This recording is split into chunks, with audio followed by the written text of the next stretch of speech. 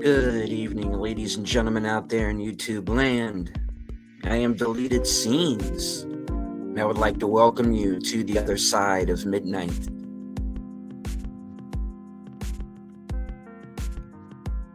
Already in the chat.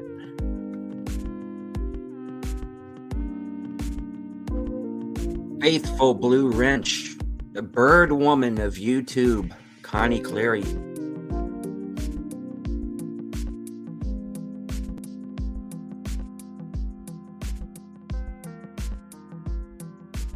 Something dark side last call, whatever. He knows who he is.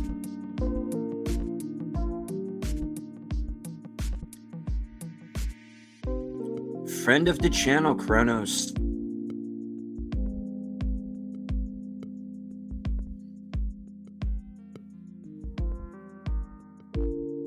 Joining us from the future, Sashi.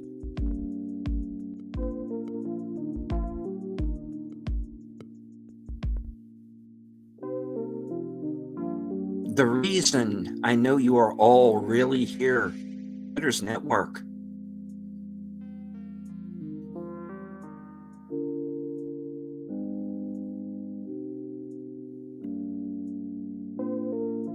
Now, I bet you're all wondering who's on the panel tonight, because I asked that question on my community page all of about a minute and a half ago.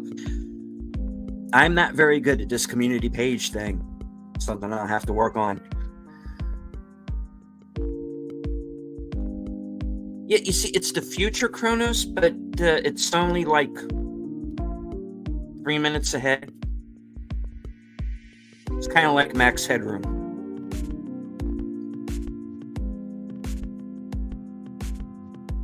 JP RPH1 in the house.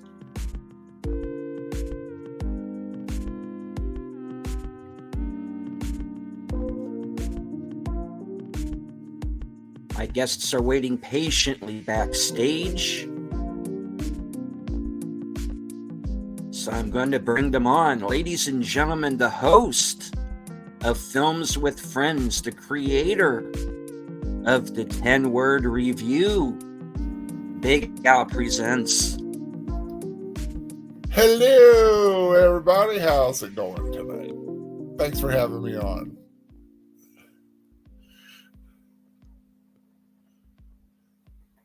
Host of Friday Night Last Call, co-host of Geeky Geezers, my co-host on Live from Sparkwood 21, Trepicelli. Hello, hello.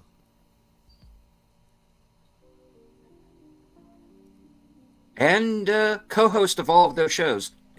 That does not work. Hello. And of course, my partner in crime, the creator of Western Cinema Presents and Action Theater, Toxic Gunslinger himself, Jedi Bill. You're muted, sir. Hello there. Thank you for having me. All right.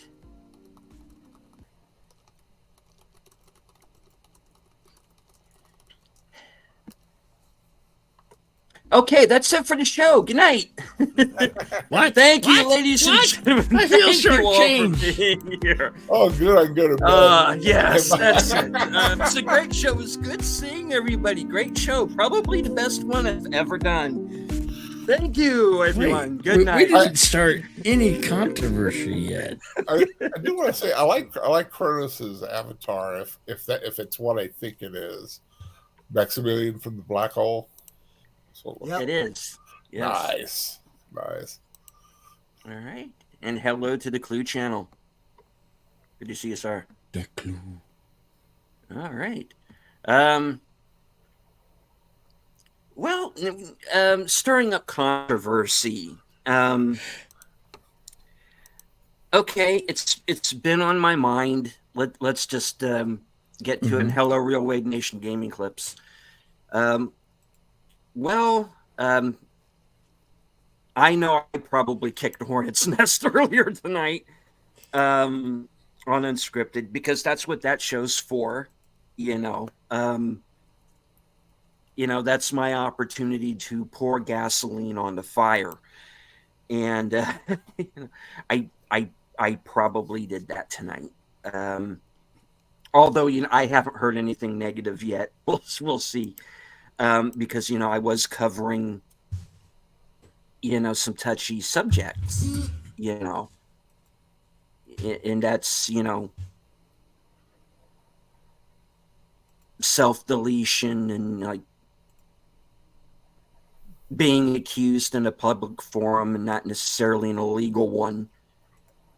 And then we also have people I'm sure we all know who are on Twitter right now who are beefing, and we're trying our best to stay out of it, but who knows how long that's going to last. And that's something that really has me worried. Is that we are in a culture war, whether we want to be in it or not. We're in it. And it's kind of so it's already this kind of us versus them attitude. Is so this fellowship that we're in, or community, whatever word you want to use,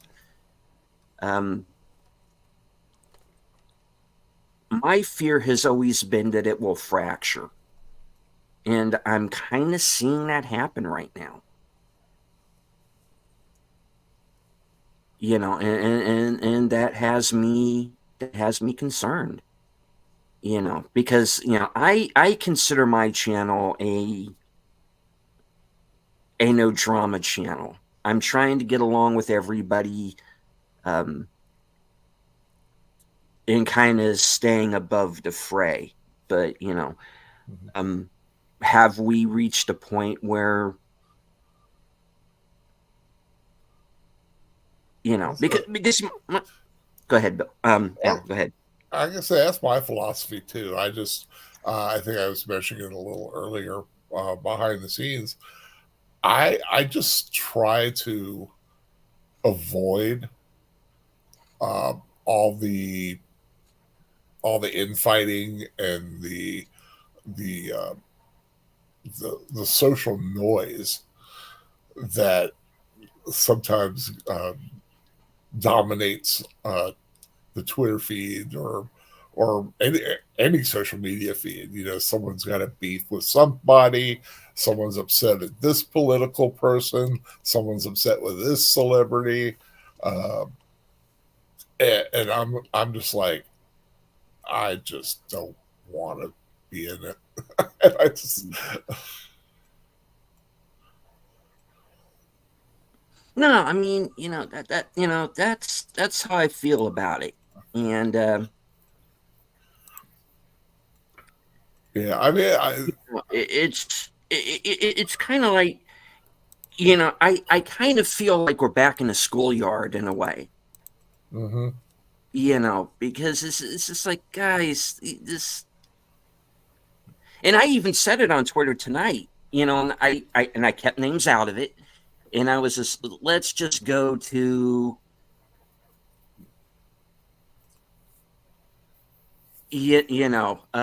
let's just go to our neutral corners, and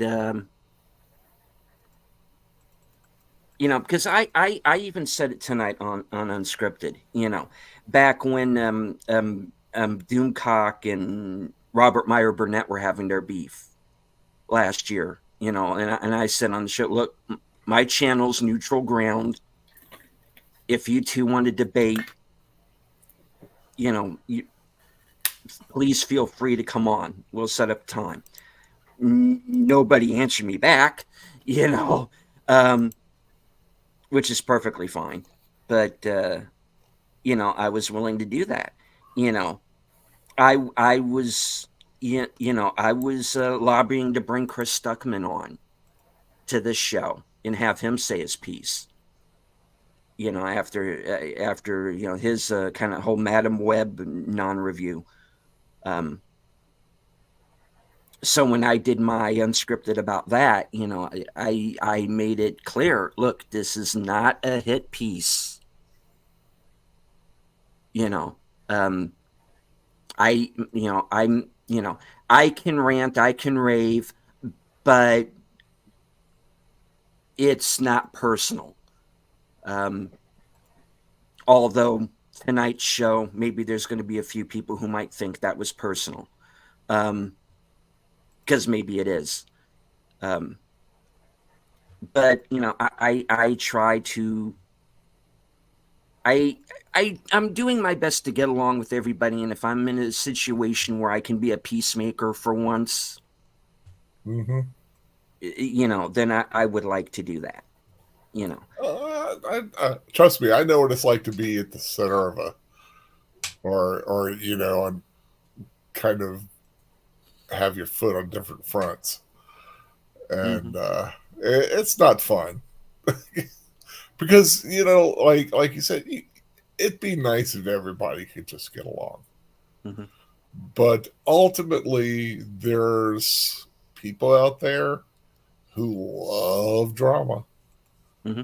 love to be in it, love to kick it up and sit back and then watch what happens, uh, or like I said, or just hover over it all and just take it in, and enjoy it like they're in the Coliseum or something. Mm-hmm. That's just something I choose not to engage in. I I go to Twitter. I put up my video thing. I might glance at a couple of odd things in the feed just to kind of get a clue to what's going on. But mostly it's to see if anybody I follow has posted anything that's really good, but not all the little social backbiting kind of stuff. Yeah, I try to, you know, and apparently, from what I'm understanding, there was apparently a couple of people beefing on another live stream earlier tonight. Like, I don't know what that's about. We can talk about that off camera though. But yeah, I don't know. Is there something in the coffee? What the hell's going on? You know, There's got to be something in something. oh man. Well, But if I could chime in with what I think might be some words of wisdom. yeah, I please. do see these situations all the time, and Mm-hmm. I think we live in an era that is very very strange, but it doesn't need to be. It shouldn't be. Okay, everyone's got an opinion about this, that, and the other, without stopping to think if they actually know what they're talking about. When you're seeing these internet beefs, right? Everyone's got their opinion, but do you even know the people that are involved? You hear the rumors, you hear what one person says, what another person says, and we tend to get tribalistic, and for whatever our personal uh, um, affirmations are, choose one side or the other, and it's like you don't know what you're talking about, and if you don't know what you're talking about, you really ought to not say anything, right? And Mm-hmm. even if you do know, even if you are one of the parties involved, discretion is still the better part of valor. All the rules of society and etiquette and protocol still should be applied on the internet. And unfortunately, we seem to have lost all of that. I think that we also do a great deal of projecting. You know, like I said, you identify with someone because of who they are, what gender they are, what political affiliation they are. You have something in common with them. Do you know them?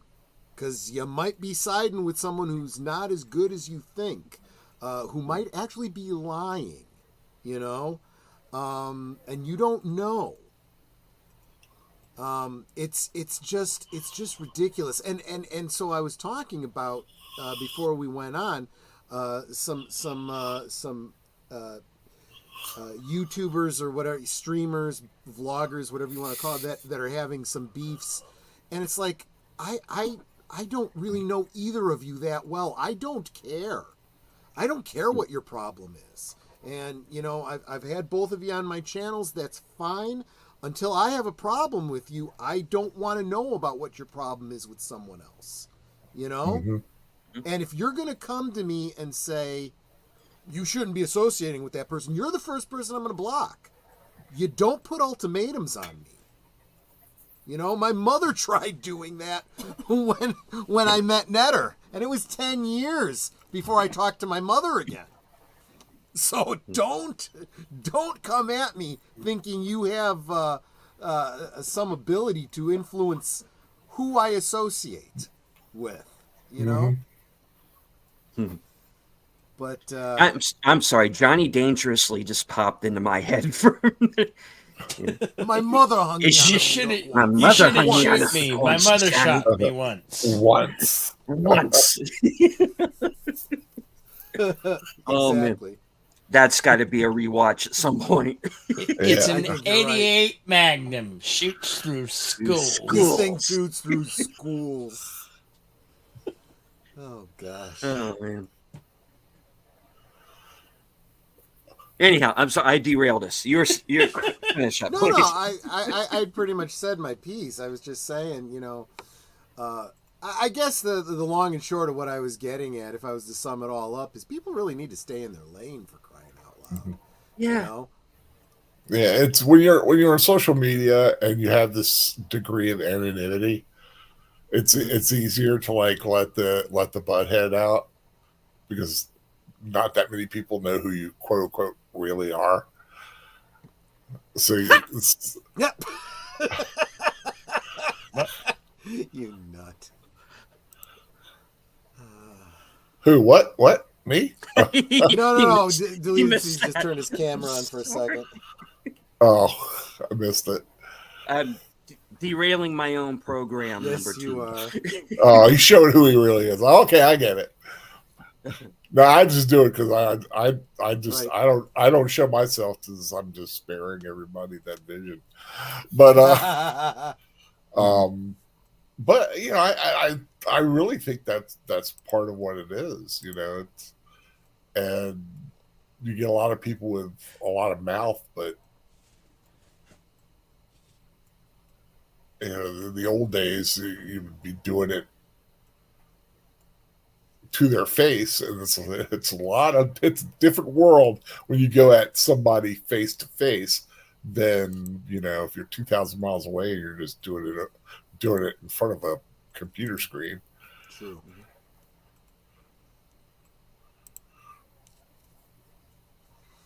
True. Yeah. But yeah, I mean, the reason I went off on my rant tonight was the whole Ed Piskor situation, you know, and how I felt that, you know, this guy was judged in this public forum, you know, before, and people were already calling him guilty when he hasn't been charged with anything, you know, and this guy being hounded into self-deleting. And I'm like, this is not us. Or have I been getting this whole YouTube thing wrong the whole time? You know, because I'm like, folks, your drama's got a body count now. And this is not the road that we want to go down. Now, my whole thing was not like, I don't know if this guy did what he was accused of. That's not what I'm talking about. What I'm talking about is cancel culture, is,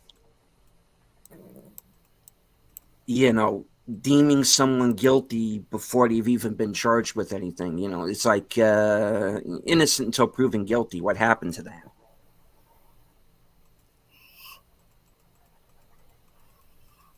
And that was my point. You know, I think there's another element here that I haven't heard too many people talk about in regards to this. Apparently, the interview at his, what was his parents' house or something like that, and releasing the interview, they don't blur out the address. And I'm seeing way too much of that from media these days. I talked on my channel about the documentary that Disney did with Discovery, I think it was, talking about the pullout of Afghanistan, and showing the images of our troops and the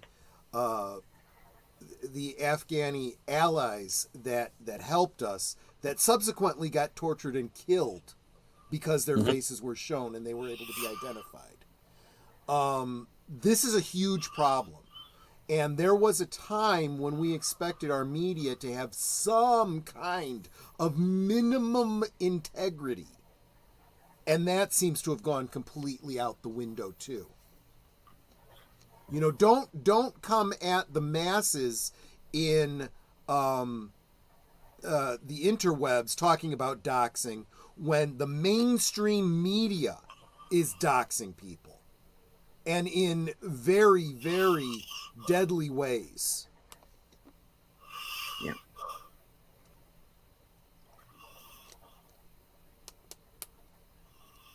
These same ideologues and media personalities who think who the heck they are have no moral high ground to stand on. Yeah. As they're pointing out, you know, the ists and the phobes, and they're talking about things like Comicsgate and this and that and the other. You guys are as bad or worse.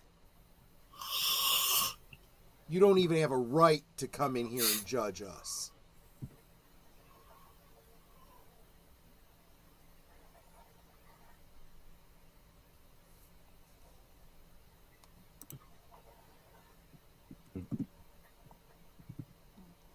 Well, and I know that there are, some people who, are kind of innocent bystanders in some of these arguments that are going on. I'm just annoyed because my, my notifications keep going off every few minutes.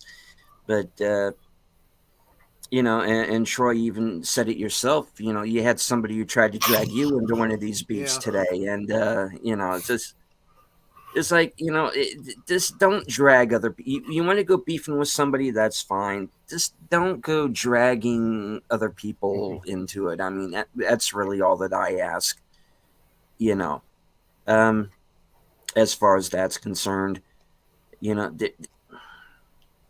There is this level of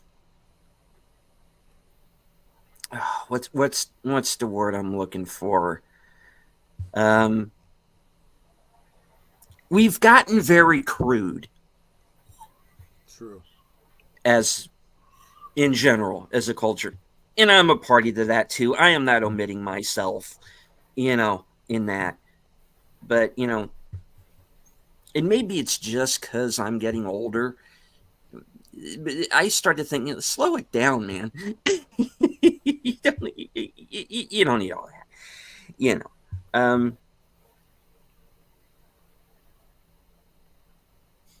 And like I said tonight, it's just, in the end, do unto others as you would have done unto you. Just exactly. Yeah. Good philosophy. Now, when it comes to this whole Comicsgate thing, and I've had people try to explain this to me before, because the whole first go around of Comicsgate happened before I came on the scene. So, you know, Yeah, that's like a feud that's been going on for years. yeah. And now I'm starting to get an idea of what that was like. And I don't like what I'm seeing. And you have the whole Gamergate thing too. And the point is with me, I was more of a film and television guy more than I ever was comics or gaming. Even though I have no problem with those too, but I am seeing all of these industries, Hollywood, the gaming industry, comic book industry, and it's just like they've decided to just burn themselves down. Are you just allergic to money? This is simple. Walt Disney got it right. Jack Kirby, Stan Lee, they got it right. Now you want to burn down everything that they built. For who? For an audience that is not there.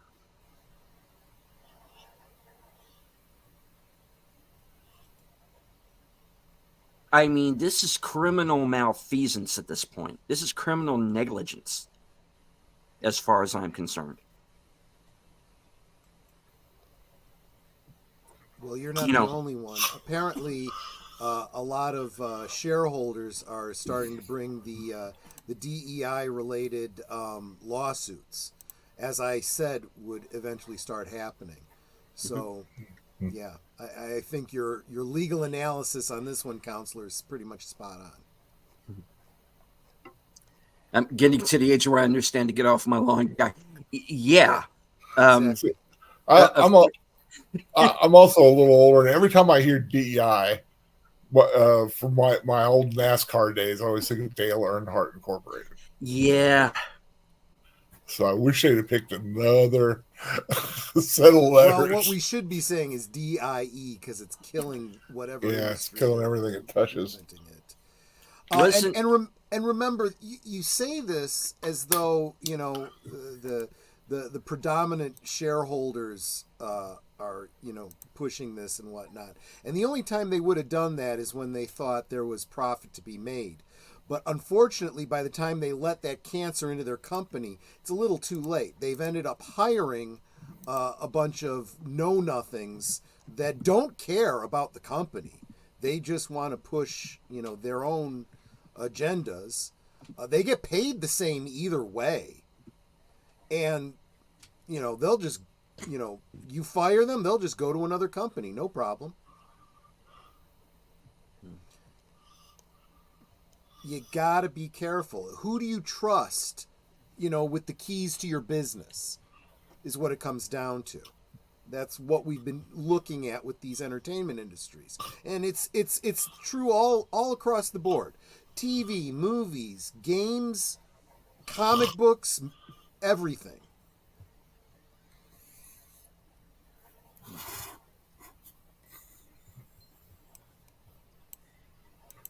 all right. Well, let's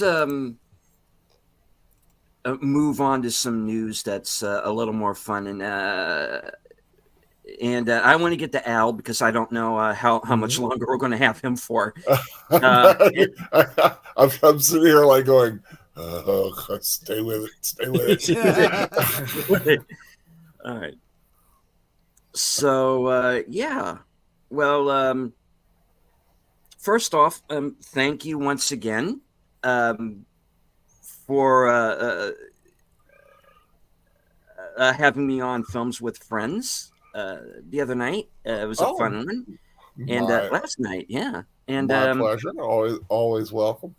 Indeed. And we're going to be there again the end of the week on Friday at 7:30.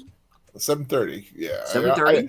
I picked that. I'm giving soundtracks with Birdman an option. That's usually like the earliest he can get there. Mm-hmm. So I try to give him a window in case Yeah. he might want to show up.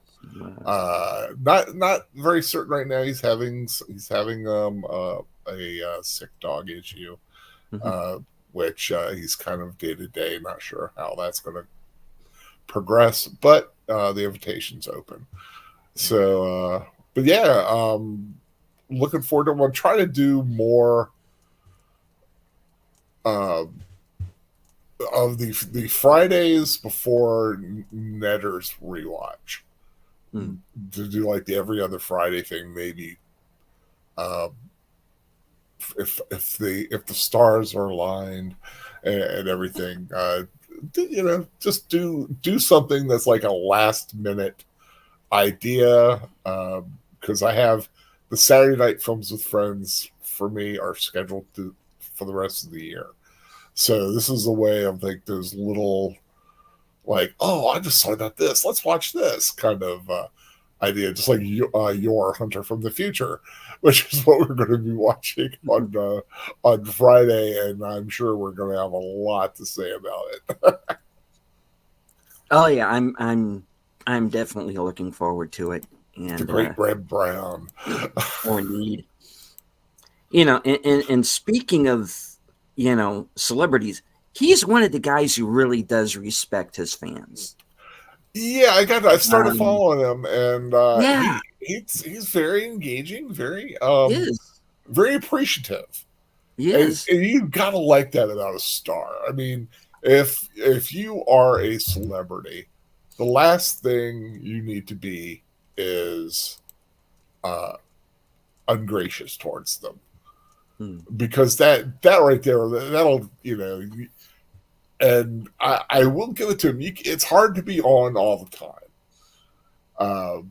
but I've always said, when you're a celebrity, you're going through your life doing whatever. But if you meet that star, if you meet that fan, you've got those 5 to 10 seconds will make or break what they think about you for the rest of your career sometimes.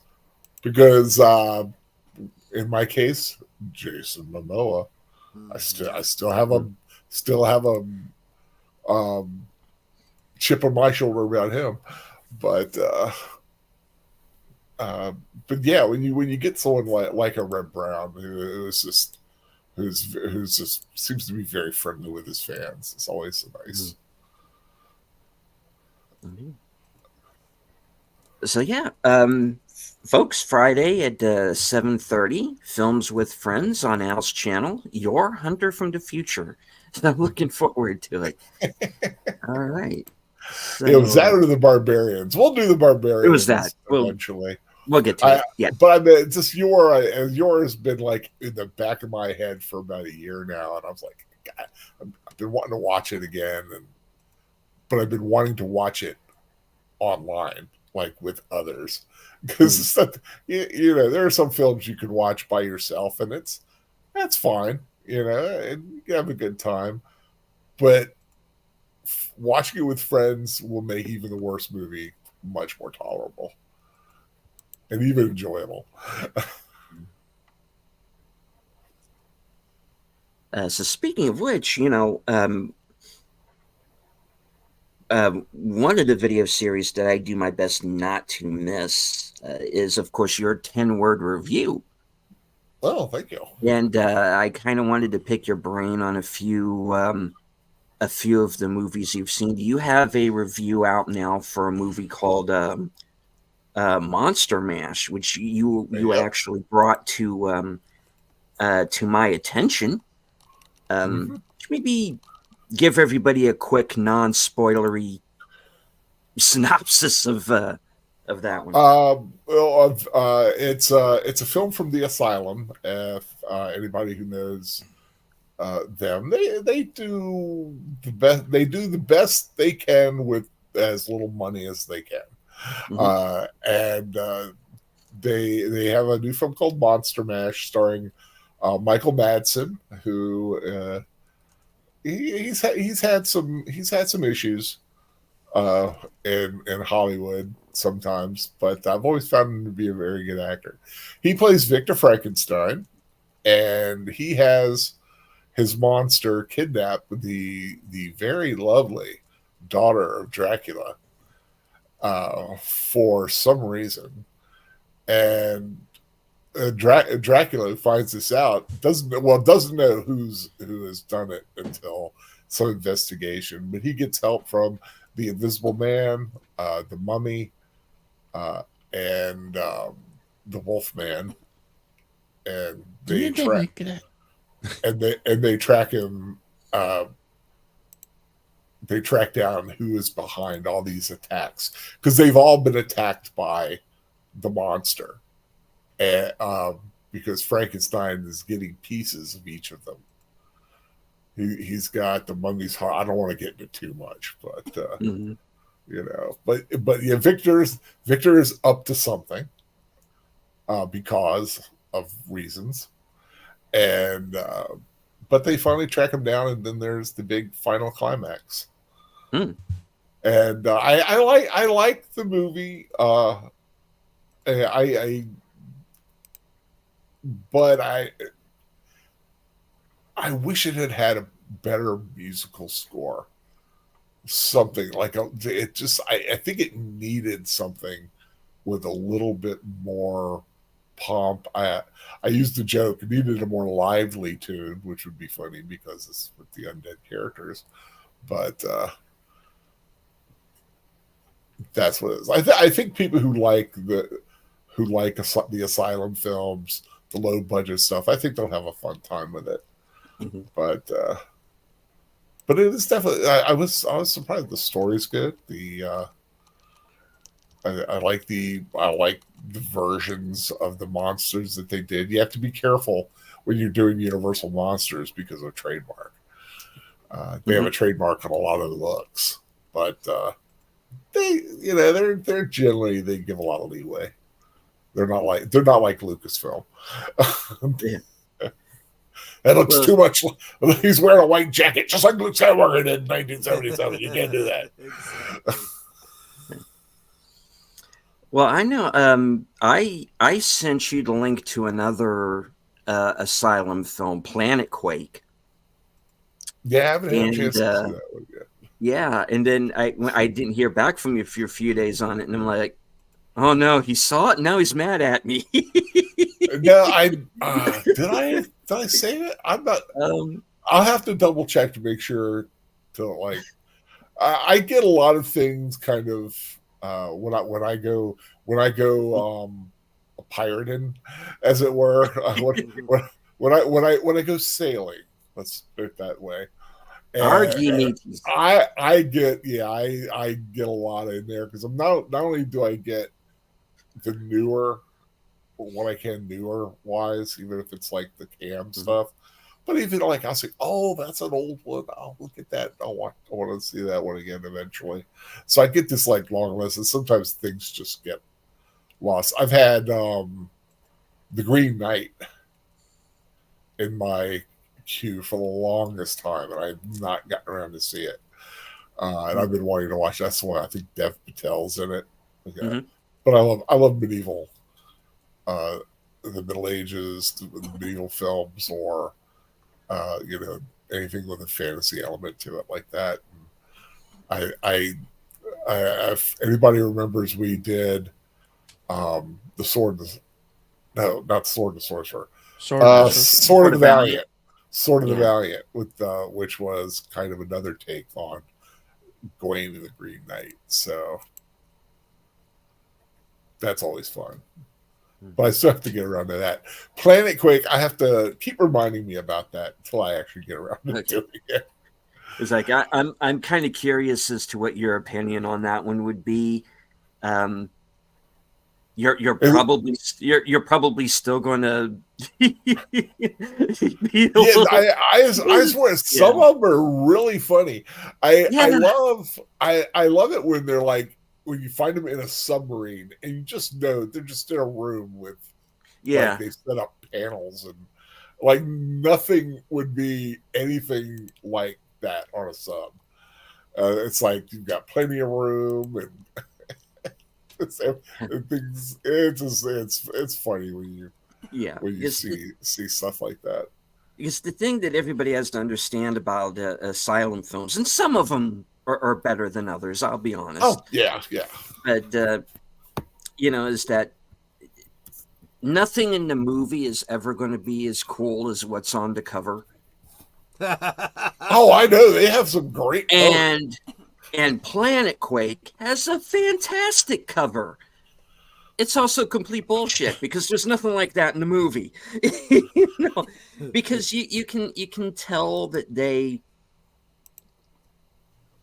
kind of they filmed it under the COVID restrictions and everything, because there's like a lot of scenes where there's only like 2 or 3 people, and they're like standing in these kind of awkward places away from each other, and talking to people who are just like voices off screen, and there's a lot of that. And they've had their hits like Sharknado. That's an asylum film.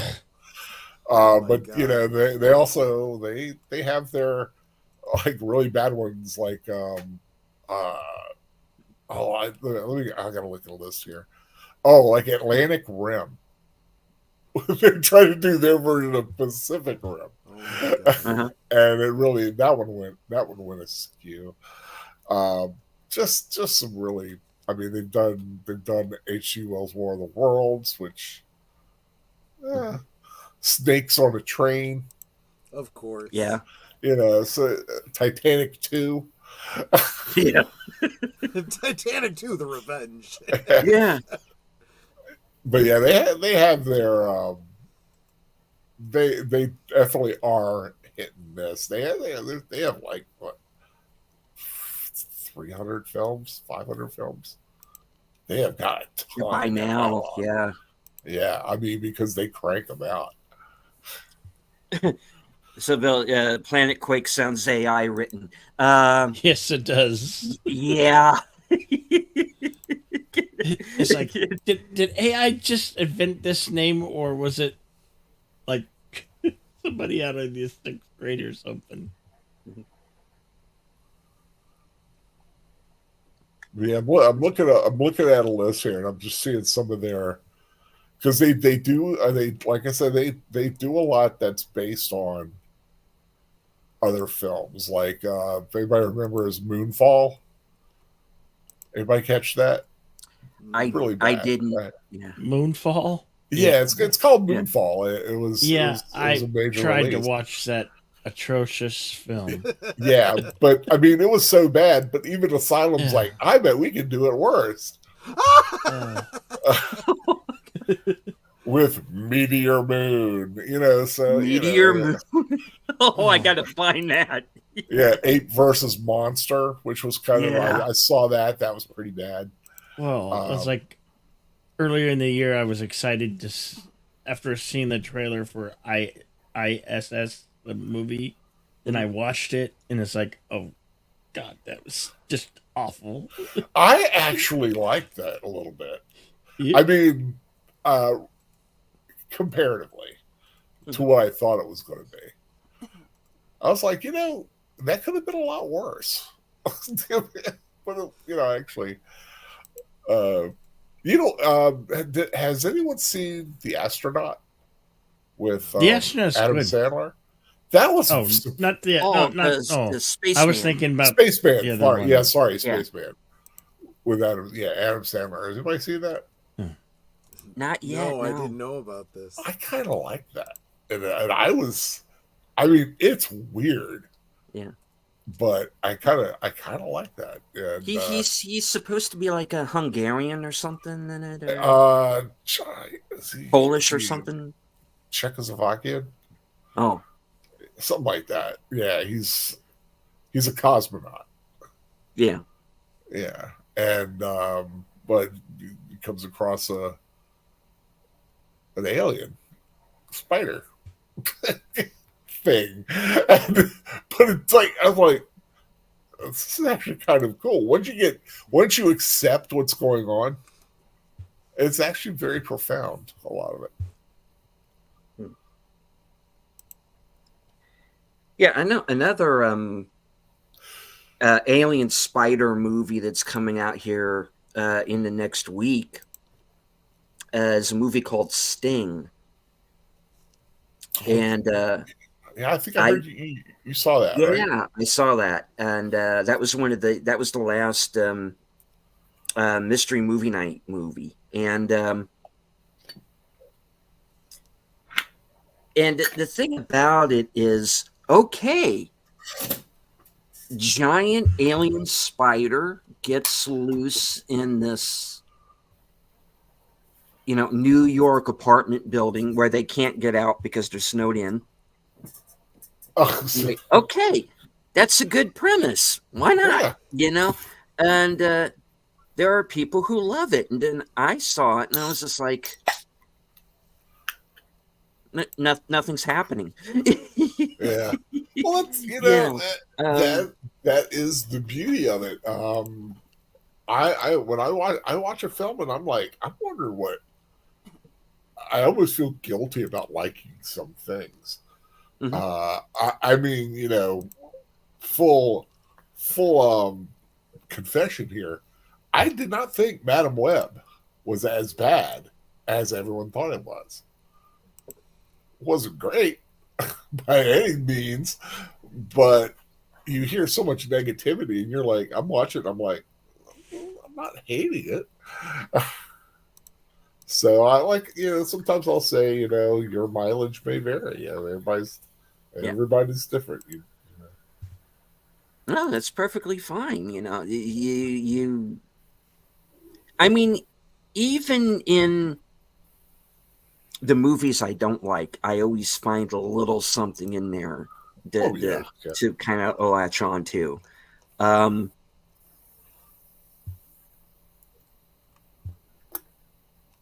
Madam Web, Adam Scott's good.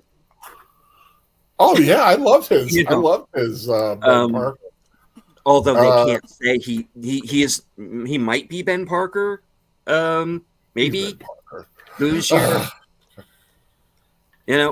what's your nephew's name going to be? Yeah, they played that game. You're dating someone. What's her name? But yeah, he was the best part. He was the best part of the whole film because I like Adam Scott anyway. So yeah, I'm just laughing at the fact that they're doing essentially this Spider-Man spin-off movie and they can't mention Spider-Man. It's stupid. I mean, I mean, I literally think sometimes it's like, are they making a movie just so that guy can make fun of it in his pitch meeting? Yeah. Oh, I love those videos. They do make it easy on him, don't they? Oh yeah. I love pitch meetings. His material kind of writes itself. Barely an inconvenience. Yep. I'm gonna need you to get all the way off my back about this. Yeah, he keeps pressing it on him. That's pretty funny. Hey, that's the guy who was in the movie that made us all that money that 1 year. Yeah, they actually had him in the I think it was the Madam Web, How It Should Have Ended. They actually had him in there, like the cartoon version of him doing it. Oh, nice. It was pretty funny. So if you get a chance to watch that, yeah, it's pretty funny. But yeah, I do, and I used to do the long drawn out reviews, and it's just so hard to do it with any consistency. That's why I came up with 10 words. Like if I do it in 10 words, I'll get it done. Do 10 words, I rate it, and then I do a little ramble at the end. I'm out in like less than 2.5 minutes usually.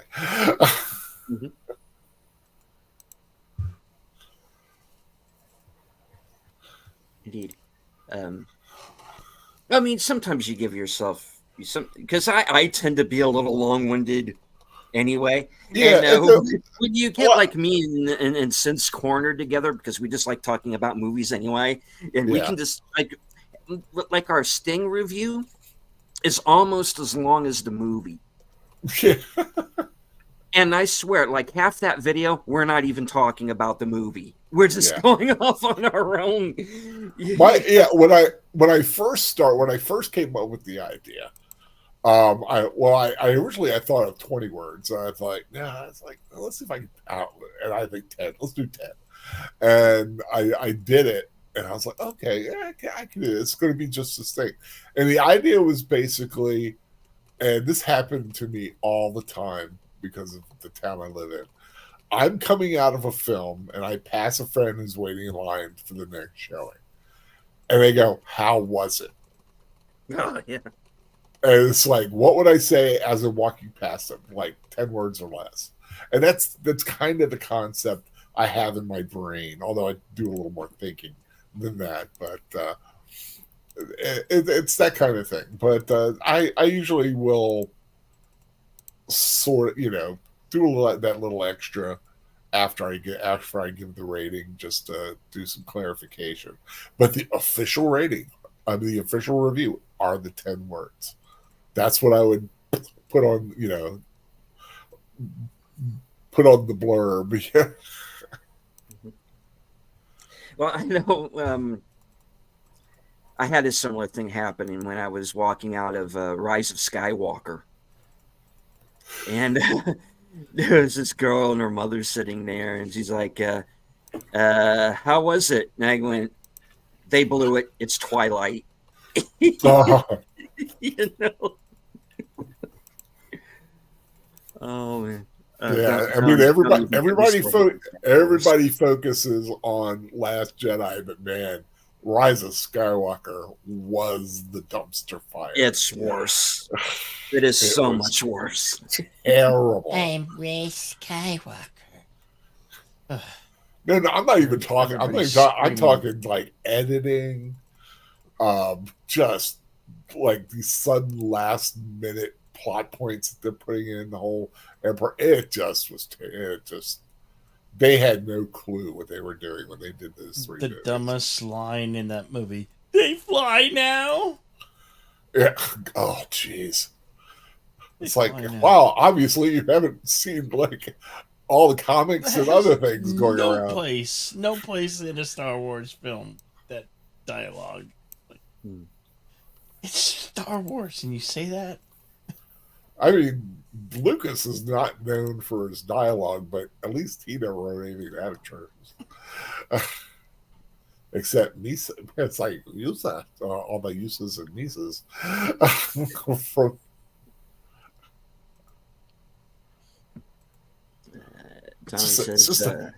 just amazing how you can make Jar Jar look better. Yeah. It's like, wow, they did it. Good night, Connie. Take it easy. And Kronos had to leave us too, so good night, Kronos, if you're still listening. Yeah. All right. Always have Kronos spayed and neutered. Okay. Like a law. Sashi says, honestly, I love watching the comments on these bad movies or series. There was a guy complaining about the pacing of Echo in a review. One comment was, of course, the pacing is off. She's only got one leg. I haven't gotten around to watching Echo. I wonder if it's worth it. I'm not going to. Well, I mean, for me. I mean, if it's worth it for me. Yeah. I have a much higher pain tolerance, if kind of you could say. Well, and plus, I don't think. I can't say it about the Marvel stuff, but Star Wars, I still say the only things they screwed up was the sequel series. Everything else has been okay at worst, awesome at best. Yeah. Book of Boba Fett I thought was okay. I mean, I liked it. Great. Yeah. Yeah, I mean, it did have issues, yes, but I still enjoyed it. Was looking forward to every new episode. So, You know, what when that says about me? Oh well, that's what it says. when I was on the review roundtable, that was the Blue Milk stream that I was on, Troy, and I went into that show worried everybody was going to think I was the black pill. And I came on and said, there's actually parts of it that aren't bad. And then it turns into, Mandalorian season 2.5 halfway through, and then it's okay. Yeah. But I kind of enjoyed that, so yeah. I get why it was an issue, but I personally do not hate that. Yeah, I just thought it would have been a better movie, because they really had the chance, if they had pared it down to movie length, doing something along the lines of A Man Called Horse for the first half of the movie. Then when what happens to, the tribe that's taken him in happens, and he goes back to this criminal underworld to track down the people responsible, then okay, now you're going into John Wick meets Unforgiven territory. Yeah. And if they had just stuck to that and made it like a 2.25 hour movie, that would have been great. This. But imagine if they made that movie with the budget that they wasted on a whole season of that show. I mean, that's again the thing. They are taking what would be decent movies, stretching them out, padding them for their streaming service, and they are missing out on all the revenue that they would have gotten releasing it in the theaters. See, the whole business model is bass backwards. And this is objective, regardless of what I think about the series, right? You trim it down, tell a good story with great special effects, get it out of the theaters, make a profit, then put out DVDs, make a profit on that, put out all your action figures, make out a profit on that, then you put it on your streaming service.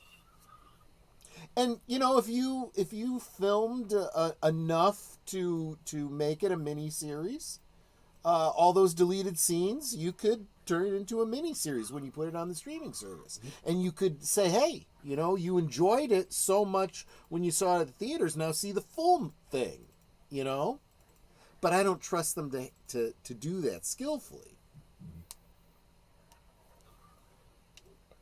Well, no, because I think you mentioned the main word there, Troy, trust. They are losing the fans' trust. Oh, they've completely lost the fans' trust. I don't think completely, but it's definitely waned big time. Because I still trust. It's like I know they can do it. Yeah. It's just a matter. It's like, is this going to be good or is it going to be bad? Because I mean, for every book of Boba Fett, or Ahsoka, there was Andor, which I thought was stellar. So I know it's in them. It's just a matter as if they do it. From what I've heard about Andor, regardless of it as a Star Wars piece, I have heard is an excellent treatment of the forming of a rebellion. And I think that's good Star Wars. That very concept. Yep. I think what the biggest downside to it is you're focusing around a character who we know has no future. We already know where he goes. You know, the, I hate prequels. I really have a distinct problem with prequels. You know, there are no stakes because you know what ultimately happens. Yeah, well, I mean, you're going to run into that every now and then. I mean, Titanic. I mean, you know what happens. The only other thing you could possibly do is screw up your already established canon. You know, we definitely saw that with Obi-Wan. You know, don't do prequels unless you're really, really, really willing to put in the effort to get it right, and nobody seems to be willing to do that in the entertainment industry anymore.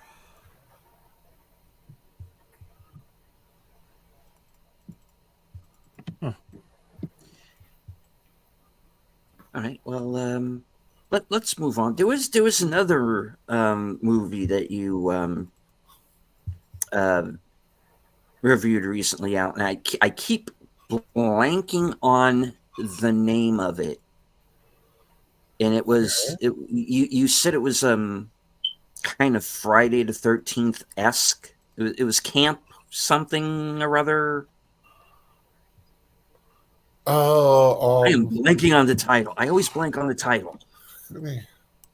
I know you said Michael Pare was in it, and he's in Planet Quake as well. Oh, yeah. Yeah. Camp Pleasant Lake. Ah, there it is. Yeah, that was weird. That's a very recent one. That's just this past year. Yeah. Was it an Asylum film as well, or I don't know. Was it Asylum? I don't think I'm not. I don't think it was. There's a lot of companies out there that are doing this little things. Yeah. Yeah. I had to refresh my memory on it here. Let me read my promising slasher concept squandered amid bad acting and meandering storytelling. Yeah, it was just all over the place, and just it's like, hey guys, let's make a movie. Hey, okay, you play this part and just make up some lines. That's all right. Okay, thanks. But the overall concept was a cool idea. Which let me see if I remember right. There was a girl that was killed at camp like 10 years ago, and this couple had purchased the camp to put on a kind of a audience participation reenactment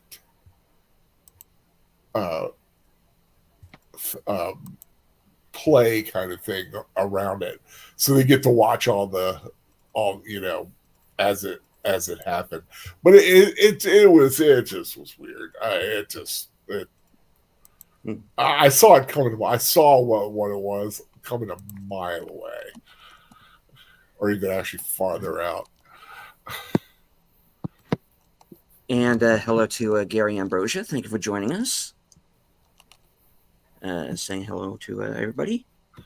But I don't regret watching it. I mean, it's had Michael Pare in it. That was kind of fun.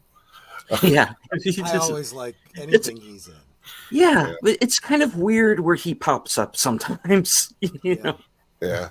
Like when he shows up in Planet Quake, and I'm just like, yeah, he okay.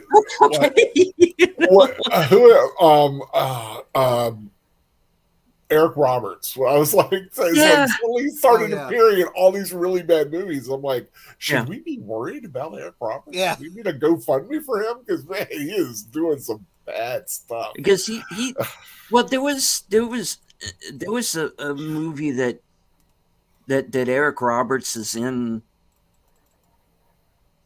where he's like basically edited into the movie, they just like it was supposed to be like footage for another movie Oh my gosh. that never got finished for whatever reason. So they just took his scenes and put them into this other movie.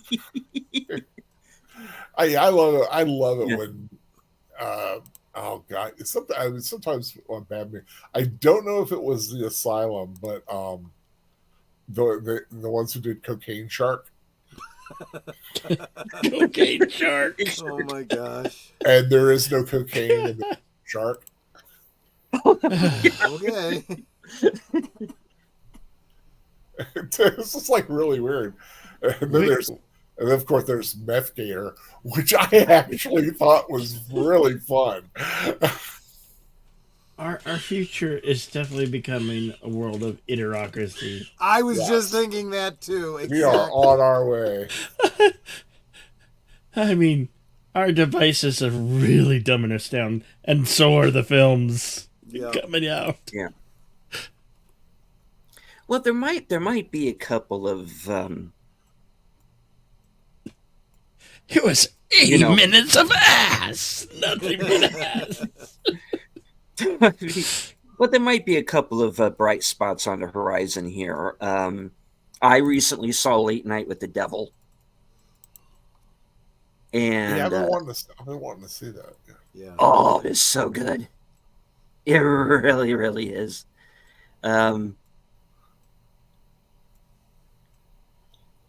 It's it's Halloween 1977, and about this talk show host who's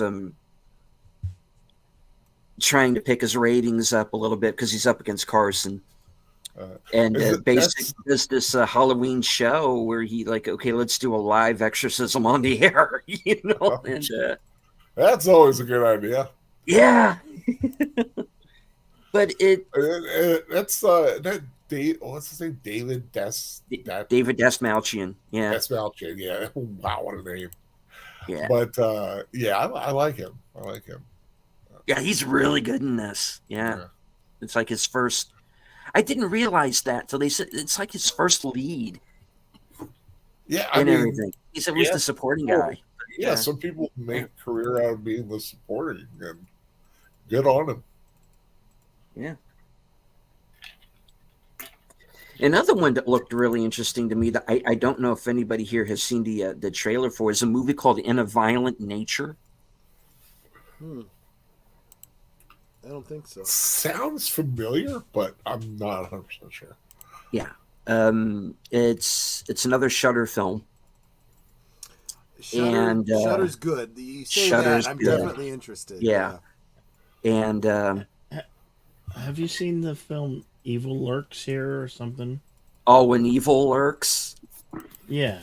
Oh, that was another good one. Yeah, that what was it? That was really. It's very good, but it's very messed up. I heard there was a scene that the movie that went there and it shouldn't went there. Oh, there are a few. Because that and good night, Gary. Take care. Yeah, good night, Gary. Because once the fit hits the shan in that movie, nobody is safe. What's it called now? When Evil Lurks. When Evil Lurks. Yeah, and it is. I think it is either on Amazon or on Shudder by now. So it's on Shudder. You can watch on Shudder. Shudder if you got AMC Plus. Yeah. Ooh, okay. Argentina. Argentinian film. Yeah. Yeah, that was very well done. But in a Violent Nature looks really interesting because, you had brought up with the Camp Pleasant Lake movie that it kind of reminded you in places of Friday the 13th. In a Violent Nature is really much closer because it's essentially a Friday the 13th movie, but from the point of view of Jason. Yeah. And I think that's kind of an interesting, because you're kind of seeing what happens between the kills. Yeah. And I went, that's an interesting concept. Nobody's really done that before. Well, So I'm looking forward to that. I'm gonna push back. There's one other film that I've seen that's like that. It's a movie called Behind the Mask, and it's the idea of a another kind of serial killer that is being interviewed by a documentary team, and they're going along with him as he's doing his kills. And the conceit of the film is that it's like Jason and Freddy and all of them were real. Maybe their supernatural nature was a bit exaggerated, And it's a very, very interesting, almost a dark comedy. Talking about following a serial killer, have you ever seen the two films in the Creep series? No, not yet. It's called Creep, and then there's Creep 2. Right. Very, very interesting. It's about a serial killer who, it's kind of I don't want to say it's found footage, but it's like a filmed, perspective. He has a documentary crew following him around as well, right? Yeah. There's a French movie called from back in the 90s called Man Bites Dog that does the same thing. Basically, yeah. So yeah, there's that. So there are a couple of horror, and there are a couple in the horror genre that seem like they might be worth seeing. I definitely want to see In a Violent Nature when that comes out. Late Night with the Devil's going to be on Shudder in a couple of weeks. If you haven't seen it in theaters, watch it on Shudder, please. It's a good one. So I saw Immaculate. What were your thoughts on that one? It was kind of a mixed bag. I fell right in the middle of it, but I will say Sydney Sweeney at the very end of it, she taps into something. There's just absolute terror, fear, pain. It was such a great performance. I mean, everything else, it's your kind of, I've seen it before elements to it. Like all the elements, there was nothing new there. But she's good in it. I think, but otherwise it's just kind of been there, done that.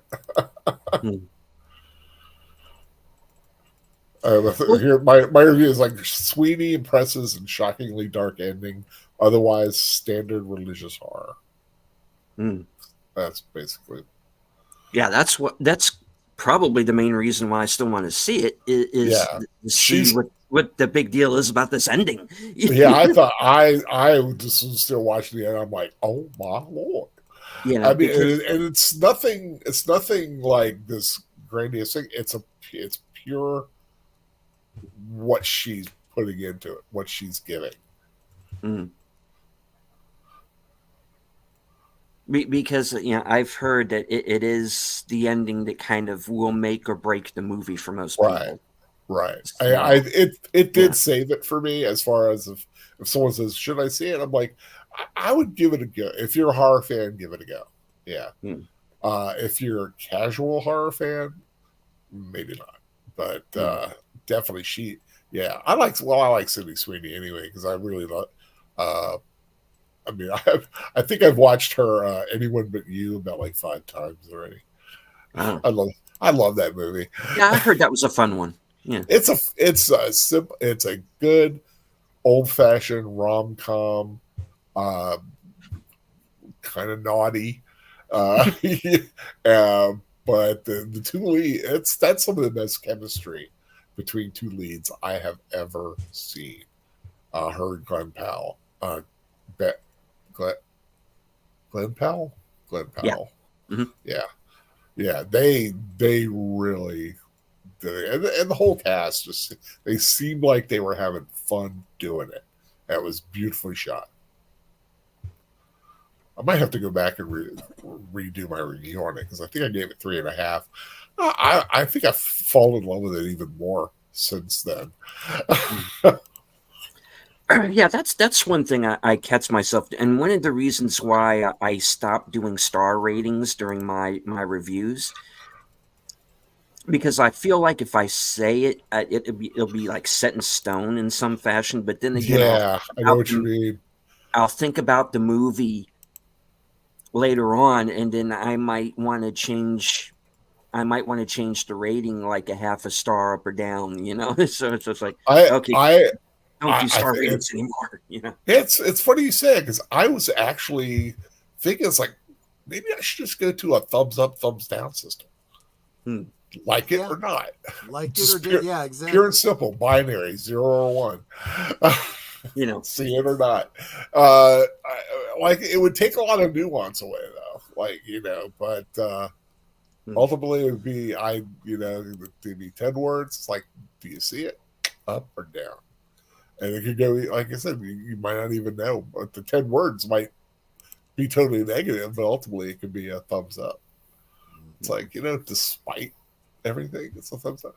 That's, I started the star system. I started doing it that way just because it's so almost universal. Yeah, and we've talked about this in the past, your rating system and how I your system and mine kind of are not much different from one another, really. Yeah, I have a big swath of basically 2 to 2.5 star. I could almost recommend it. 2.5, I would almost say it's fine. Go see it. Be like a passing grade. So yeah, it's really got to be bad to get anything lower than like a 2. There's got to be some really major issues going on. But once I get to like once I hit 3.5, it's a very minute differences going on. 3.5 is a great film to me. But you hit 5-star, and that's just something that transcends in my own head. I did a 5-star the other day for the documentary that's on Peacock about Bray Wyatt.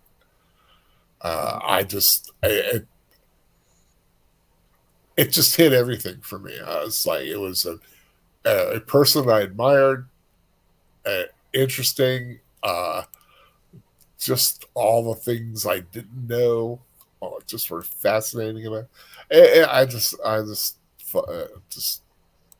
really enjoyed it.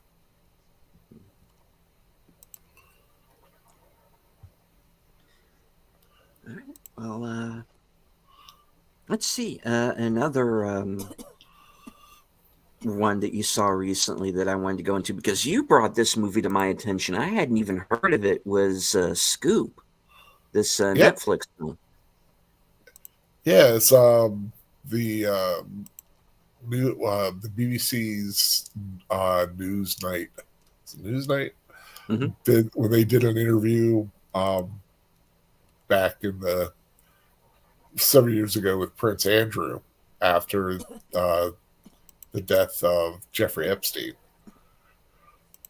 and so it's basically it's the retelling of how they got the right to do that and how they were able to convince him and his people to do that. And good performances, but I tell you, you've really got to be interested in the material, because it could be kind of on the dry side. But I gotta give it to Rufus Sewell, who just looks like Prince Andrew. They did such a good job with him, and I thought he did a really excellent job. And of course, it's got Gillian Anderson. It's got Billy Piper, who's really good, or Mela Garay. I think that, or Mona Garay, or Mela. I forget what. Yeah. But some good British performers in there. It's weird calling Gillian Anderson a British performer now. she has been Britishized. Well, she was raised in England, no? I don't I remember. remember reading that somewhere. But she always had the an English. I mean, she was always an American accent, but now she's like totally got the British accent going on. Yeah.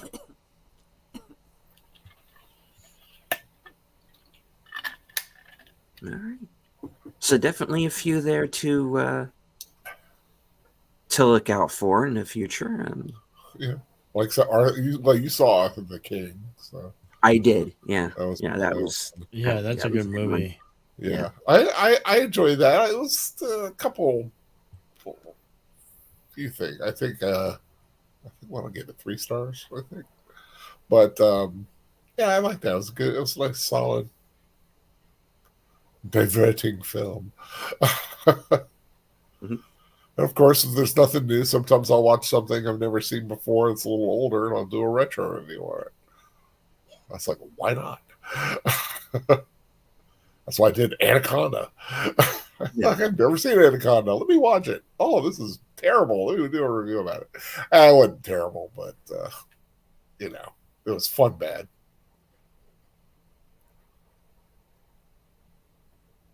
Yeah, he kind of faked me out on the Monster Mash review because for some reason I read MASH first. And I'm like, oh, he MASH. Okay, that interesting. Shit, I gotta read faster. I messed myself up on that. I saw a trailer for it like last week. I'm like, I really hope I see this because I really hope I find this, and it popped up, and I'm like, oh, there you go, I'm gonna watch it. And like I said, I gave it 2.5, but I liked it. There's a lot of good stuff there, I think. Yeah. Monster Mash. It's better than Ouija Shark. Yep. That's what I'm before you to say. Yeah. I've got to see this Ouija Shark now. No, you don't. It's a thing that exists. It's a movie. It happens. And don't forget Ouija Shark 2. It's a thing. God. Like I remember when I brought up the bill when we were doing the 10 worst show, and we both had Winnie the Pooh, Blood and Honey on our list, and Connie brought up into chat that there was going to be the sequel, and Bill's like, what? Wait, what? Yep. I think we almost gave Bill a stroke. And now there's an Andy film coming. This is not only is there a sequel, but it's coming out in a couple of weeks. Yeah. It's out. I've got it. I can't bring myself to watch it yet. But now they've got Bambi the Reckoning. Bambi the Reckoning, yeah. Now it's a whole thing. There's the what's that one they were talking about the other night? The Easter Bunny Massacre.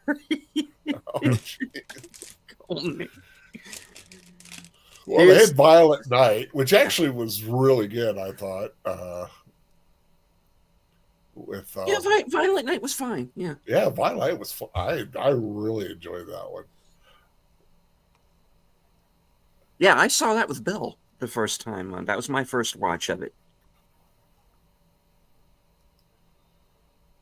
Yeah, I love the the Scandinavian aspect. I was like, cool, Santa was a Viking.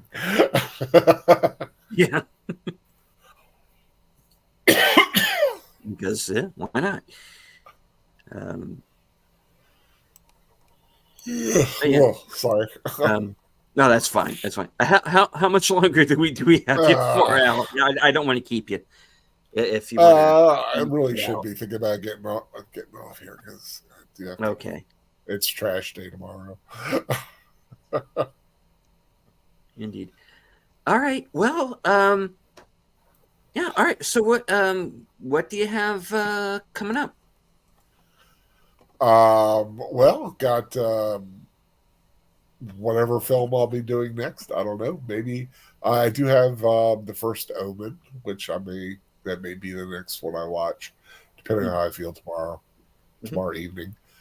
But of course, got on Friday, Films with Friends Friday Fantasy Edition, You're the Hunter from the Future, with special guest, you, deleted scenes, and perhaps soundtrack to the Birdman if you can make it. Yeah. And then the week after that on 420, what a when we really need 420 is watching your get a little smoky there. But on 420, going to be watching Snowpiercer. Nice. Post-apocalyptic film there, and shows you when you try to take care of climate change and you don't know what you're doing. That's what happens. So might have to check out that Snowpiercer Willy Wonka comparison thing again to kind of have things to look out for. Yeah, because there's supposed to be some like fan theory that they're related in some fashion. Yeah, it's a shared universe or something. Yeah, it's interesting. Yeah, a lot of it works. I'll have to look into that. Yeah, but I do appreciate you having me. I'm glad I had the ability to stay awake a little bit. But I do feel my eyes getting heavy. Indeed. And want to thank, of course, Troy Nanner for being here. Jedi Bill, nice to be on here with you. And hope everybody, of course, see you in the YouTubeverse. Continuing. So, God, I can't even put words together now. I am starting to get tired. Okay, good night. You guys take care. God bless y'all. And always find something fun to watch. Those are my words. So, take care. Take care, Al. Bye. Great, he's gone. Let's talk about him now.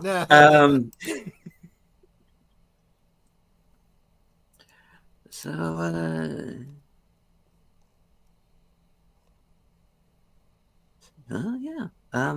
there seems like there's going to be a few bright spots coming here movie wise, and maybe some that are not so good, but maybe I'll watch them anyway. And yeah, I mean, in the last few weeks, Sal's definitely come up with a couple of titles that I hadn't heard of. So I gotta get my nose back to the grindstone here and start keeping up. Yep. All right. So all right, what's left to talk about? Guys, anything you have anything in mind that you would like to bring up while you're on the air? Nope. Just not looking forward to starting Monday. Well, I still have tomorrow off, so I'm fine with that. Yeah. Lucky you. Although this is a pay week for me, so that's always nice. Nice. Yeah. Yeah, that's nice. Yeah. That's Yeah. true. So Big eclipse on Monday. yeah, the eclipse tomorrow. Yeah. Hearing all this talk about them firing up CERN. Oh Do you no. think that's somehow going to cause some sort of something? Let my dog out. Okay. Sorry. Yeah, I had to let my dog out. No worries. No worries. So, Yeah. who knows? All right. Tomorrow could be later today could just be the end of the world. Who knows? Okay. I'm fine with that actually. You know. Well, guys, something happens, you make it, I don't. Um, tell Winona Ryder I love her. God, I hope we make it. Right, exactly. Or Jennifer Connelly, or we brought up Sydney Sweeney before, so that's fine. And Yeah.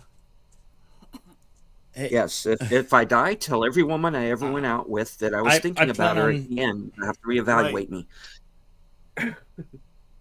Yeah, Bill. I plan on doing a watch and review when Fallout goes live on Thursday night. That will be 9 Pacific or 9 Mountain my time. Do a live watch along and reaction, and tell you all the goods, all the bads, all the highs, all the lows. Is it woke or is it gone broke? Nice. Yeah. And then regular stuff. I don't know. I don't know squat about the game, so I'll miss all the Easter eggs. I either actually way. have the game on my computer and I've been playing it. Yeah. Yeah. I built myself a gaming computer, and that's one of the few games that I play on my computer.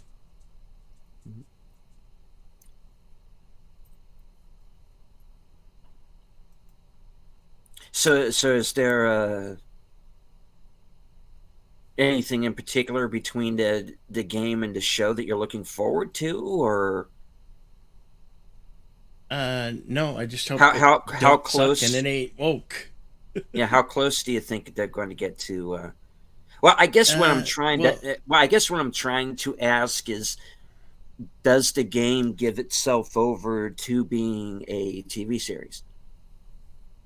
It from what I seen from the trailer, it does. It looks like it's a huge off of Fallout 4. Hmm. They have so many series in that Fallout series, but it from the trailer it looked like a lot from what they did from the part 4 series. Hmm. Well, I don't know. Gonna have a look. Yeah. Give my best opinions and say what's what. Right on. So Troy, Ned, or anything in the future you're looking forward to seeing anything that might come I've to got some mind? fantastic guests coming up on Thursday Things, Okay. which I am the hostess of. Mhm. And of course, Troy's my co-host on the show.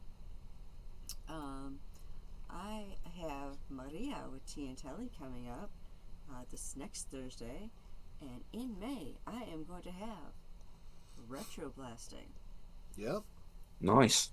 So I have some really exciting guests coming up, and I'm sure everyone's going to enjoy hearing me talk with them. And of course, since retro blasting has been on Troy's channel a few times, I know that Troy's going to have a lot to say to him because now he's going to be on my channel. So.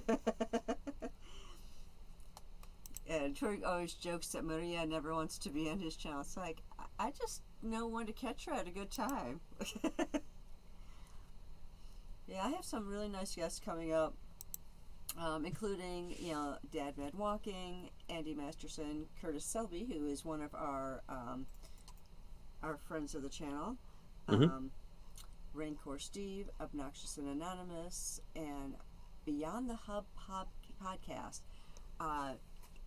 He actually has his podcast on like spirits and ghosts and haunted places, which I am so cool with. I love that stuff, so I'm real excited to have him on.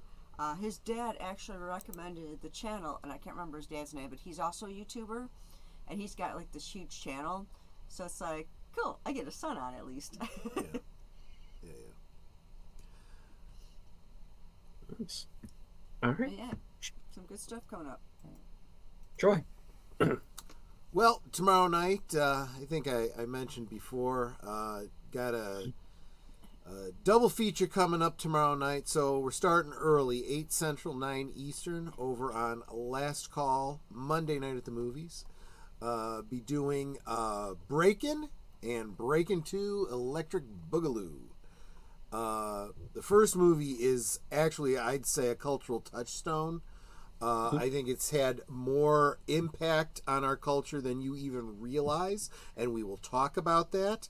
And the second movie is a sequel that happened, and we'll talk about that too. So that's Monday night. Friday night, so I didn't have this finalized as of Geeky Geezers, but Boomer and I talked out what we were going to do for Last Call, and I think what we're going to be talking about is the birth and rise of cable television, something that I feel is kind of coming to an end now. But we're going to give you a little bit of reminiscing, a little bit of our favorite memories of some of the early cable shows, and maybe a little bit of a history lesson there. Oh, and we're going to drink. We're probably going to drink. Well, I will be. I don't know about Boomer because he's my designated driver, but I will definitely be drinking, and probably very heavily. All right. So, Bill, tell everybody the good news. Oh, yeah. I'm. The countdowns begin to a milestone. I got 68 left to go to get that magical 5K number. Nice. Woo-hoo. Right on. I'm happy about that. Indeed. Tubing's hard. It's not easy. It takes work. It does. And hello to Dulcimerist, who apparently did not get the notification. So. Oh no! Dang it! Damn it! Well, speaking of notifications, have you guys been noticing that you may or may not get a notification when something goes live, but when it ends, you get another notification that whoever the live streamer was uploaded a new video. I swear I am getting this for every single. It had happened. I told you, your live stream 6 minutes after it ended, it came up again as you had uploaded a new video, and I was like, "Did you download it and re-upload it?" No. It's happening with all the live streams. Everybody. Yeah. I saw it for Midnight's Edge After Dark. I was like, oh, he uploaded a video? No, it was notification of the 2-hour stream he had just finished. Well, that I don't get told that a new video had been uploaded, but I will get like about 12 or 18 hours later. Oh, okay. Like a live stream will pop back up. Okay. Yeah, from like the YouTube's night got to before or get that something. stuff sorted, for crying out loud. Yeah.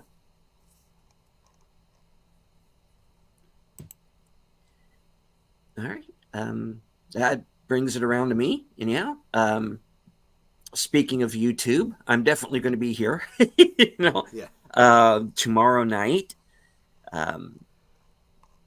Will be a mystery movie night at the Regal. And I will be reviewing whatever that movie might be. Hopefully it will be a good one.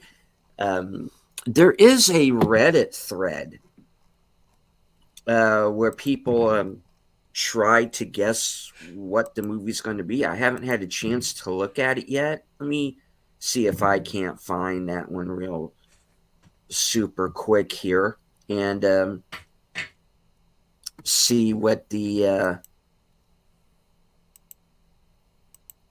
what everybody's thinking that might be. Give me a moment. Let's see.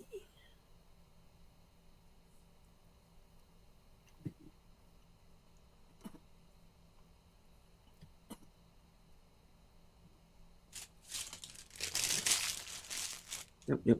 Talk amongst yourselves. Okay. They're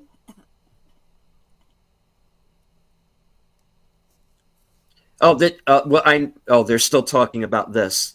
I'm sure you're all aware of that movie Love Lies Bleeding, right? Mm-hmm. I think I've heard of it. Yeah. Well, did you hear the story about the guy who was caught, shall we say, pleasuring himself while watching that movie? Pee-wee. Oh, he pulled a Pee-wee Herman. Okay. Yes. They're still talking about Herman. that. Well, at least with Pee Wee Herman, it was in an adult movie theater. It's like it's kind of what people do, you know. Well, I don't know about people. Maybe strange fellows. I mean, if that's what you're going to see, yeah, you can assume that there's people doing that, you know. That was in the days before the internet. Yes. You still had to do public service for it. Yeah. Nowadays, it's just a matter of point and click. I wish I could bring up that video. The internet is for porn. Yep. The internet is for porn. Oh, Avenue Q. I love it. I love it. Player got cosmic in his car in the parking lot to spring. Oh.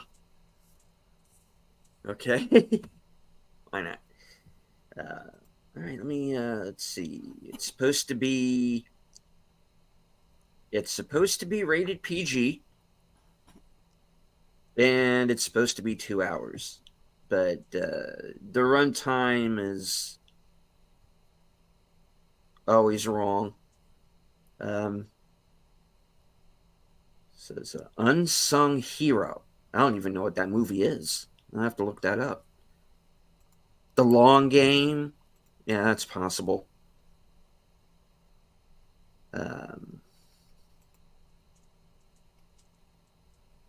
seen those are the two movies they're bringing up.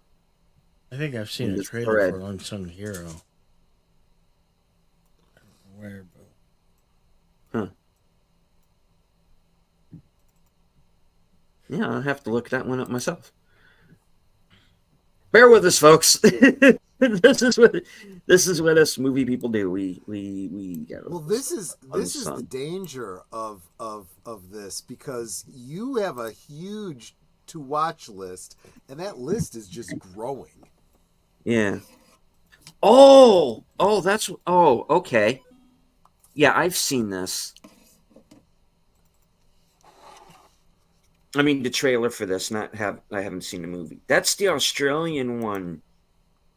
The Australian family comes to America and they become like a faith-based singing group. Okay.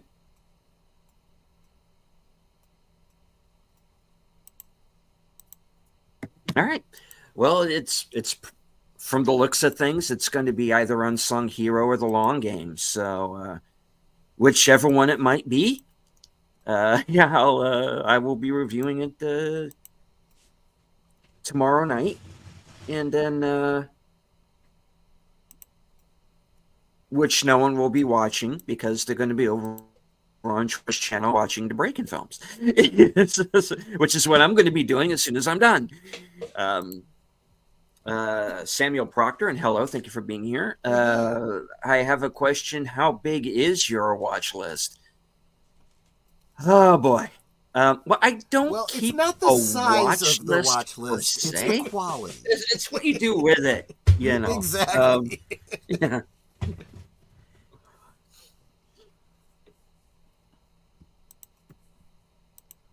Are you talking about young Einsteins? No. um, The invention of beer. That was a good movie. I liked Young it. Einstein. It was. I haven't seen it in years It though. was stupid and funny. What was that guy's name? Yahoo Serious. Yahoo Yahoo Serious. Serious, yeah. Great name, Yahoo Serious. I'm not so sure you are. I This is a wonder what the mask. Joker would say to him. Why so serious? That's my name. That's my name. That's why. I'm asking because I have an exact number on mine, not to compare, of course. I don't have. I don't really keep a watch list because I know I'll never get to it. I kind of just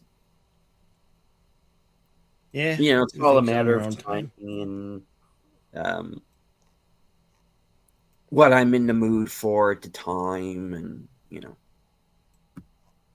what I think might make for a good review and whatnot. I mean, I have stuff from last year that I've watched that I haven't done reviews for yet. So I've got to get on it. All right. And speaking of getting on it, we got to start wrapping this up. All right. You've all chimed in on what you have coming up. Was there anything that either of you missed that you'd like to mention before we close out? My retro cinema on Saturday, I forgot to mention that. It's going to be Dawn of the Dead. Which one? Which one, Troy? Oh, it's the remake. Snyder. The remake from 2008. Yeah, whatever year it was, Yeah. 2008. Yeah. Which is actually better than a lot of people realize. It's all right. Yeah, it's not bad for what I it is. still dig the ones from the late 70s and the early 80s.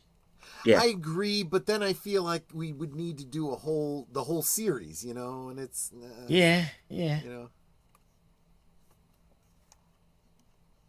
All right. Troy, Bill, anything you forgot to bring up? No, just super No. appreciate everyone and make sure you subscribe. Yes. Subscribe to everybody if you can. We would all love the support. It encourages us, and if you bothered to hang out with us, you probably want us to keep doing this, and this is what keeps us doing it. Bill Samir says, "In the Name of the King" by Uwe Boll is a masterpiece. I don't know if I would call it a masterpiece, but of his movies, it is probably my favorite one. Amazing cast, and yeah, actually, it's not a bad cast at all. Ray Liotta is the evil wizard because why not? Because why not? Burt Reynolds is the king because shits and giggles, I guess. Yeah, that movie actually did have a pretty decent cast to it, to be honest. It wanted to be Lord of the Rings so bad. Don't they all? Yeah.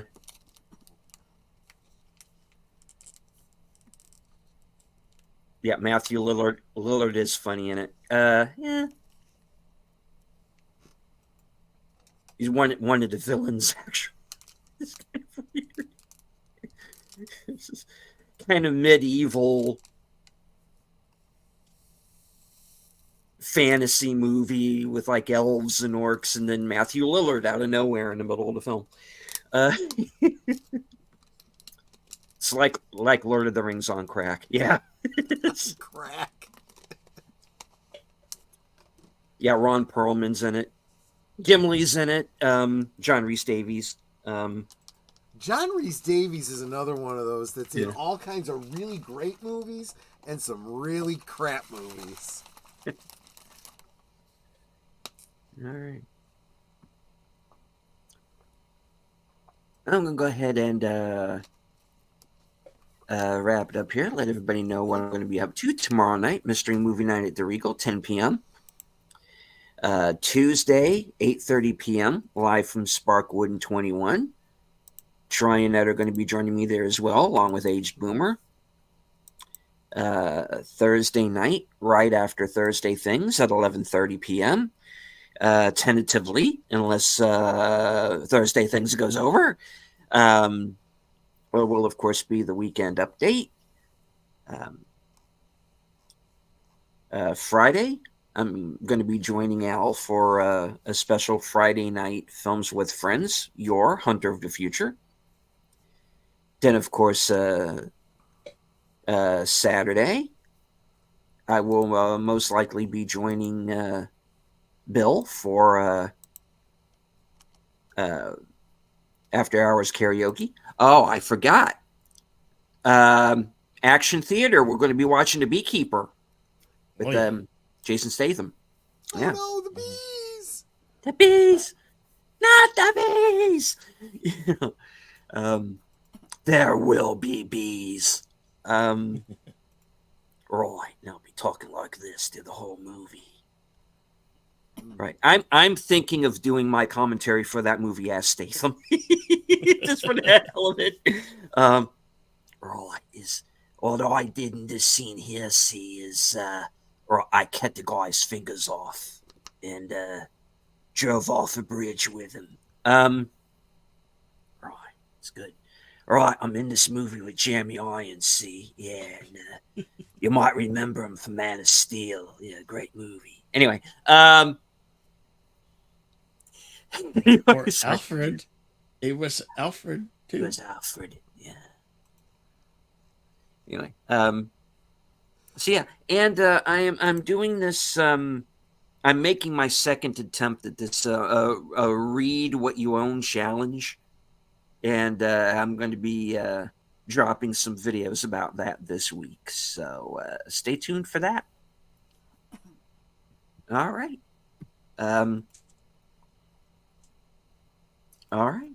Any final words before we close it out? Just make sure to share the love, peeps. Yep. Yeah. All right. Netter, why don't you go out with your usual outro? Well, y'all know what I always say.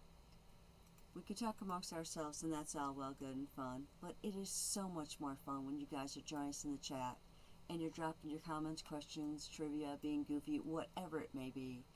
And it doesn't feel like we're separated by miles or continents in some cases.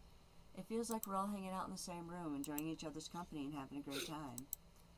And you guys, you know you're not just our friends. You are our family. We love you guys, and we appreciate you so very much. You can be anywhere right now, and you're here, and it's so encouraging. I love seeing you guys just, talking amongst each other in the chat, encouraging us. It's so great to see y'all here. With that said, the weekend is over. We're going to be starting a new week, so I hope that your upcoming week is fabulous. I hope to see you on a last call Monday night movies, or I probably got that a little backwards. So that's the next place we'll see you, but we will definitely see you then. Until then, good night and God bless.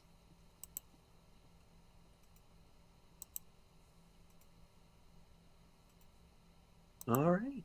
And as I always say, I want to once again thank everybody who joined us on Al's channel, on Nether's channel, everyone who joined in on my Twitter feed, including Real Weed Nation Gaming Clips, Daniel's Hot Topics joining us right at the end, also Sashi, Dulcimeris, Samuel Proctor, Tommy and the Guinea Pig Collective, Gary Ambrosia, Connie Cleary, Kronos, and we scroll up. I want to make sure I didn't forget anyone, because I hate it when I forget anyone. JPRPH1, the Clue Channel. And of course, I would like to thank Big Al Presents for joining us.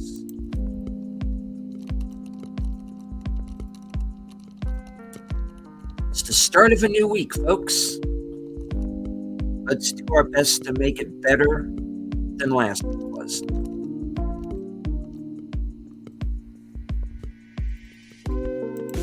From HQ and all points north, south, east, and west, and beyond, good night, take care, stay strong, because this is how we win.